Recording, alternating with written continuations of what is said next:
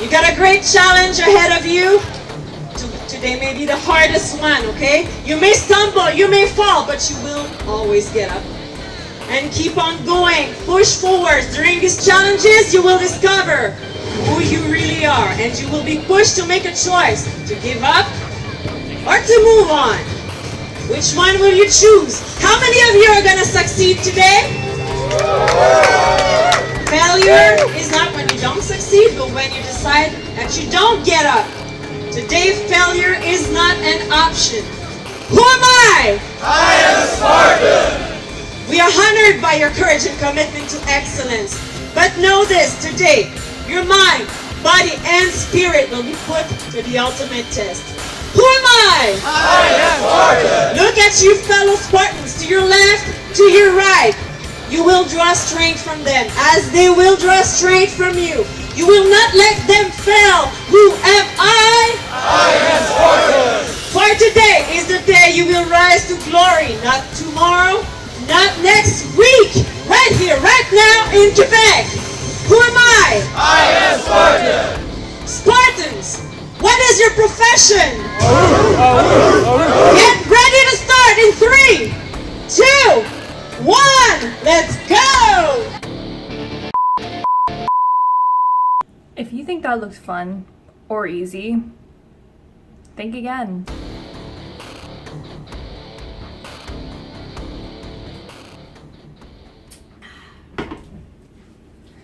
Now, if you guys have been following my channel for a while, you guys know already that I do lots of obstacle courses. I've done Tough Mudder 3 times, I've done Spartan Super and Sprint, I've done Rugged Maniac, and I've done other runs, color runs and stuff. Anyway, you get the point. So a few weeks ago, I went to Quebec for the first time. It was a weekend full of first times, so I went to Quebec for the first time to do the Spartan Beast, which, if you don't know already, is the 3rd level of the Spartan races. So it's roughly 20 kilometers, and based off my experience, I'm comparing it to what I've done in Tough Mudder. But oh boy, was it not like Tough Mudder. So just to paint you a better picture, I'm just going to do a comparison between Tough Mudder and the Spartan Beast race. Because I mean, I think that's the only way I can really explain to you the difficulty of the Spartan Beast. And if you plan to do any of these events, specifically the Spartan Beast, please continue watching because this may just save your life. Quite literally. Yes, I nearly died on the hill, okay? But it wasn't entirely my fault. I mean, I know I'm not in the best shape in the world, and there's other people out there that obviously do Spartan races on a regular basis, do the training for it, and they're ready for what's coming for them. Meanwhile, I was not ready for what was coming. So, where to begin? How about you start explaining how long it took you to do it? I guess I'll start with the time. The last time I did Tough Mudder, it took a lot longer than usual because I had to walk the whole thing because I got major blisters on the back of my heels, which I still have scars from. So having to have walked pretty much the entire 20 or so kilometers, it took us roughly 4.5 hours to complete. That's for Tough Mudder. I wonder if you can take a guess as to how long it took us to do Spartan Beast. It took them 9 hours. Yeah, it's quite embarrassing. It took us a ridiculous amount of time, but let me explain why. Well, Tough Mudder is still the same distance, whether it's between 19, 20, 22 kilometers. It depends on the area that they're allowed to cover. Still on the ski hill, but they have a lot of other flat surfaces, so you're not constantly just going straight up and down a hill the entire time. So you do get the rest on the flat surfaces, and it's a lot easier on your legs, that's for sure. Meanwhile, Beast was just full of the hills. You just literally are going up and down the ski hill the entire time. There are no flat surfaces. And honest to God, these hills were so steep that I was terrified to even take a wrong step. If someone took a wrong step, you may never see them again, because that's how bad they were. And when you think you see the top of the hill, oh, that is just an illusion. Once you get to that ridge where you think it's the end of the hill, you're maybe a third of the way up.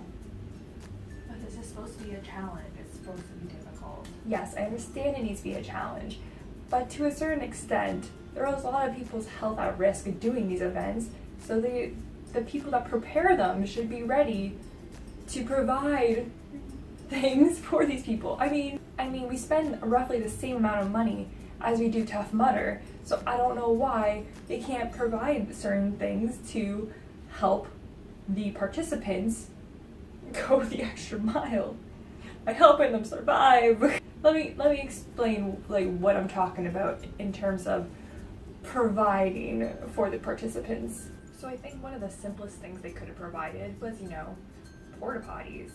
There wasn't a single porta potty along the entire course. There was only some at the entrance before you even start. Obviously for men it's easier to go to the bathroom in the bush, but for us women, with a bunch of other men around, whereas Tough Mudder, They had porta potties. And lots. exactly. And the other few things they could have provided were pretty basic as well. Follow me, I'll show you.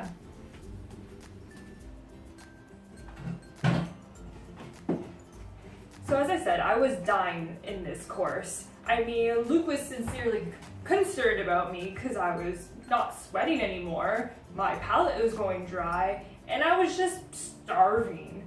So, something they could have provided me that was really simple would be something like a banana. Tough Mudder, they provided us with half a banana. I mean, that's worth pennies. Like, why couldn't they have provided that something for us? And then another thing that probably would have cost a little extra, but I mean, they had them there anyways, was Cliff Bars. These are the exact Cliff Bars that were at the event, and you could have put maybe like an eighth of one during the course for us to nibble on, just to rejuvenate ourselves. Because I mean, that's what Tough Mudder does. They give us little pieces of Cliff Bars, or they have energy gummies, or they have something to give us energy. And then the other thing, let's emphasize the fact that I wasn't sweating anymore and I was dry palate. They had no water obstacles at all, whereas there's actually like consistency of water, non-water obstacles in Tough Mudder. So the nice thing would have been if they had some water in the obstacles, but also more water to provide for us to actually drink. I mean, if I had more water, maybe I wouldn't have been so dehydrated. So I think that concludes my video. That if you essentially want to survive the Spartan Beast, bring a Camelback, bring little snacks, otherwise you're gonna die. That is all I have to say for today. If you like this video, please give it a thumbs up, and I'll see you guys in the next one. Bye.